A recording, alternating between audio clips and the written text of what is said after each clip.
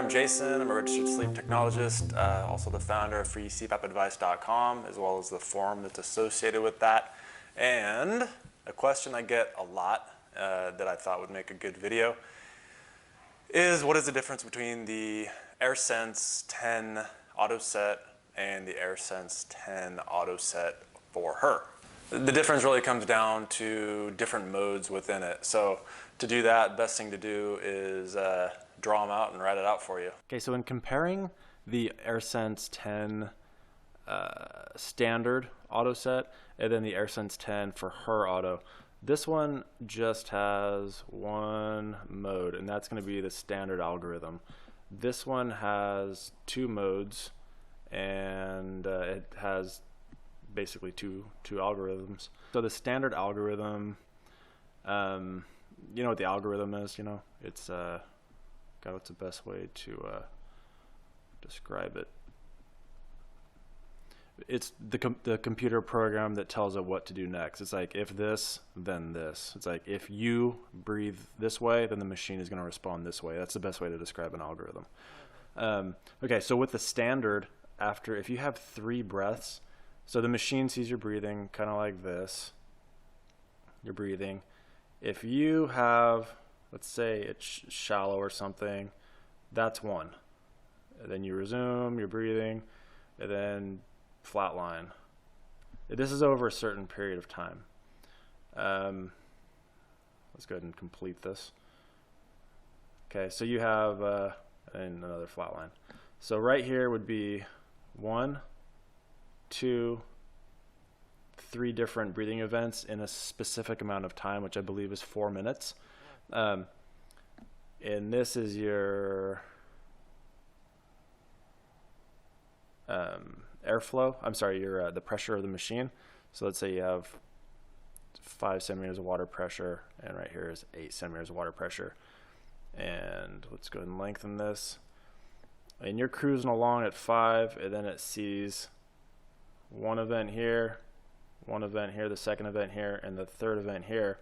It's going to be plucking along at 5, and then it senses that you have those 3 events, and it says that it can move up as much as 3 centimeters of water pressure if you have 3 events. So it sees that, it says, yeah, those are severe. It's going to go whoop and bump all the way up to 8. And then it's going to cruise here until either you have events or you have no events, and then you'll either stay there, it could decrease, or it could increase based on your needs. So that's the gist of that one. So now with the for her setup, the algorithm is just a little different, and now it has 2 different modes. So you can have the standard algorithm, or you can have the non-standard algorithm, which I guess is non-standard. Are they calling women non-standard? That is pretty messed up. Anywho, so with this, with the for her algorithm, you can have just 1 breath that's goofed up. So normal one, and then nothing, and then snort, gasp, and back to normal. So it sees this as 1 event. Well, if down here we are, there's our long, God, dude, this is stupid. All right, we have 5, 8. If right here we're cruising along at 5, it sees just that 1 event. It can go up by as much as 2.5 centimeters of water pressure. So it'd be more like 7.5. You see the 1 breath, it can go up to 7.5.